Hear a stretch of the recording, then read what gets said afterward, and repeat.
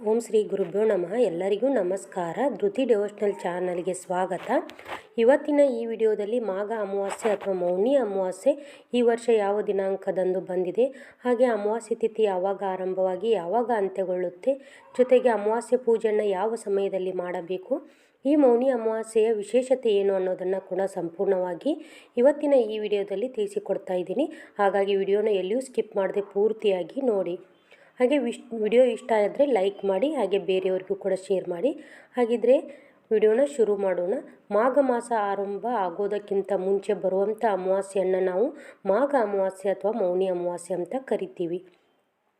ಈ ಅಮಾವಾಸ್ಯೆಯನ್ನು ಮೌನಿ ಅಮಾವಾಸ್ಯೆ ಅಂತ ಕರೆಯೋದಕ್ಕೆ ಒಂದು ಕಾರಣ ಇದೆ. ಅದೇನೆಂದರೆ, ಈ ಅಮಾವಾಸ್ಯೆ ದಿನ ಮೌನ ವ್ರತವನ್ನು ಆಚರಣೆ ಮಾಡಿದರೆ ಬಹಳನೇ ಶ್ರೇಷ್ಠ ಅಂತ ಹೇಳ್ತಾರೆ. ಹಾಗೆ ಈ ಮೌನಿ ಅಮಾವಾಸ್ಯೆ ಏನಿದೆ, ಇದು ಅತ್ಯಂತ ಶ್ರೇಷ್ಠವಾದಂಥ ಅಮಾವಾಸ್ಯೆ. ಈ ದಿನದಲ್ಲಿ ನೀವು ನದಿ ಸ್ನಾನ ಮಾಡಿ ನಿಮ್ಮ ಪಿತೃಗಳಿಗೆ ತರ್ಪಣ ಬಿಡುವಂಥದ್ದು ಹಾಗೂ ಪಿತೃ ಕಾರ್ಯಗಳನ್ನು ಮಾಡುವಂಥದ್ದು ಅತ್ಯಂತ ಶ್ರೇಷ್ಠ ಅಂತಲೂ ಕೂಡ ಹೇಳಲಾಗುತ್ತೆ. ಇಷ್ಟೊಂದು ಮಹತ್ವವಿರುವ ಈ ಮಾಘ ಅಮಾವಾಸ್ಯೆ ಅಥವಾ ಮೌನಿ ಅಮಾವಾಸ್ಯೆ ಈ ವರ್ಷ ಯಾವ ದಿನಾಂಕದಂದು ಬಂದಿದೆ, ಹಾಗೆ ಅಮಾವಾಸ್ಯೆ ತಿಥಿ ಯಾವಾಗ ಆರಂಭವಾಗಿ ಯಾವಾಗ ಅಂತ್ಯಗೊಳ್ಳುತ್ತೆ ಅಂತ ಮೊದಲು ತಿಳ್ಕೊಳ್ಳೋಣ. ಈ ವರ್ಷ ಅಂದರೆ 2026ನೇ ಇಸ್ವಿಯಲ್ಲಿ ಮಾಘ ಅಮಾವಾಸ್ಯೆ ಅಥವಾ ಮೌನಿ ಅಮಾವಾಸ್ಯೆ ಜನವರಿ 18ನೇ ತಾರೀಕು ಭಾನುವಾರದ ದಿವಸ ಬಂದಿದೆ.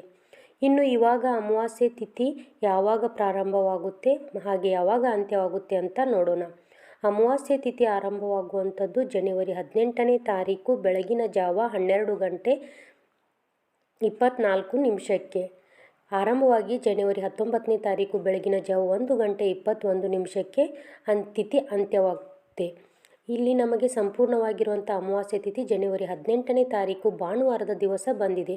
ಜೊತೆಗೆ ಸೂರ್ಯ ಉದಯ ಆಗುವಂಥ ತಿಥಿ ಕೂಡ ಆವತ್ತಿನ ದಿವಸನೇ ಇರೋದ್ರಿಂದ ಜನವರಿ 18ನೇ ತಾರೀಕು ಮೌನಿ ಅಮಾವಾಸ್ಯೆ ಅಥವಾ ಮಾಘ ಅಮಾವಾಸ್ಯೆಯನ್ನು ಆಚರಣೆ ಮಾಡಬೇಕಾಗಿದೆ. ಈ ಅಮಾವಾಸ್ಯೆಯನ್ನು ಯಾವ ರೀತಿ ಆಚರಣೆ ಮಾಡಬೇಕು ಅಂತ ಅಂದರೆ, ನೀವೇನಾದರೂ ಈ ಮೌನಿ ಅಮಾವಾಸ್ಯೆ ದಿನ ಮೌನ ವ್ರತವನ್ನು ಮಾಡಿಕೊಂಡು ದೇವರ ಹತ್ರ ಬೆಳಗ್ಗೆನೇ ಎದ್ದು ಸ್ನಾನ ಮಾಡಿ ಸಂಕಲ್ಪ ಮಾಡ್ಕೋಬೇಕಾಗುತ್ತೆ.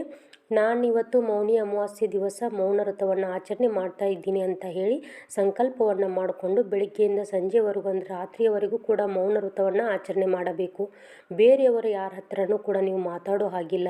ಆದಷ್ಟು ದೇವರ ಸ್ಮರಣೆಯಲ್ಲಿ ದೇವರ ಮಂತ್ರಗಳನ್ನು ಜಪಗಳನ್ನು ಮಾಡೋದರಲ್ಲಿ ಕಳಿಬೇಕಾಗುತ್ತೆ.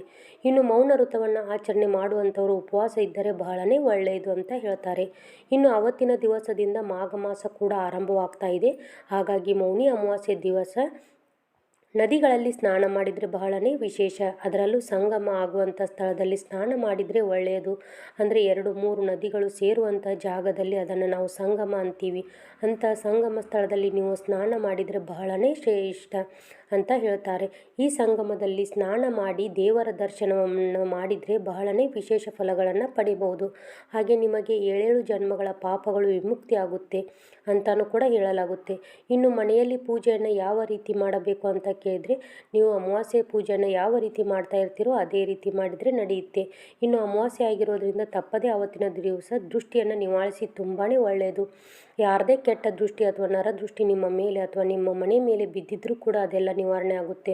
ಇನ್ನು ಈ ಅಮಾವಾಸ್ಯೆ ದಿನ ಯಾವ ಸಮಯದಲ್ಲಿ ನೀವು ಪೂಜೆಯನ್ನು ಮಾಡಬೇಕು ಅಂತ ಕೇಳೋದಾದರೆ, ಆದಷ್ಟು ಬ್ರಾಹ್ಮಿ ಮುಹೂರ್ತ ಅಂದರೆ ಸೂರ್ಯ ಉದಯ ಆಗೋದಕ್ಕಿಂತ ಮುಂಚೆನೇ ಪೂಜೆ ಮುಗಿಸಿದರೆ ಒಳ್ಳೆಯದು. ಅಷ್ಟು ಬೇಗ ಪೂಜೆ ಮಾಡೋದಕ್ಕೆ ಆಗಲ್ಲ ಅಂತಂದರೆ ನಿಮಗೆ ಸಂಜೆವರೆಗೂ ಕೂಡ ಸಮಯ ಇರುತ್ತೆ. ಅಮಾವಾಸ್ಯೆ ತಿಥಿ ಕೂಡ ಇರುತ್ತೆ. ಹಾಗಾಗಿ ಸಂಜೆವರೆಗೂ ನೀವು ರಾಹು ಕಾಲವೊಂದನ್ನು ಬಿಟ್ಟು ಬೇರೆ ಯಾವುದೇ ಸಮಯದಲ್ಲಿ ಕೂಡ ನೀವು ಪೂಜೆಯನ್ನು ಮಾಡಬಹುದಾಗಿದೆ. ನೋಡಿದ್ರಲ್ವಾ ಸ್ನೇಹಿತರೆ, ಇವತ್ತಿನ ಈ ವಿಡಿಯೋದಲ್ಲಿ ಮೌನಿ ಅಮಾವಾಸ್ಯೆ ಅಥವಾ ಮಾಘ ಅಮಾವಾಸ್ಯೆ ಯಾವತ್ತು ಬಂದಿದೆ, ಯಾವ ಸಮಯದಲ್ಲಿ ಪೂಜೆಯನ್ನು ಮಾಡಬೇಕು, ಅಮಾವಾಸ್ಯೆ ತಿಥಿ ಯಾವಾಗ ಆರಂಭವಾಗಿ ಯಾವಾಗ ಅಂತ್ಯಗೊಳ್ಳುತ್ತೆ ಅನ್ನೋದನ್ನು ತಿಳಿಸಿಕೊಟ್ಟಿದ್ದೀನಿ ಇವತ್ತಿನ ಈ ವಿಡಿಯೋದಲ್ಲಿ. ನಿಮಗೆಲ್ಲರಿಗೂ ಇಷ್ಟ ಆಗಿದೆ, ಉಪಯೋಗಿದೆ ಅಂತ ಭಾವಿಸ್ತೀನಿ. ಇಷ್ಟ ಆಗಿದ್ರೆ ಲೈಕ್ ಮಾಡಿ, ಶೇರ್ ಮಾಡಿ, ಹಾಗೆ ಕಮೆಂಟ್ ಮಾಡೋದನ್ನು ಮರಿಬೇಡಿ. ಮತ್ತೆ ಮುಂದಿನ ವಿಡಿಯೋದಲ್ಲಿ ಸಿಗ್ತೀನಿ. ಸರ್ವೇ ಜನ ಸುಖಿನೋ ಭವಂತು.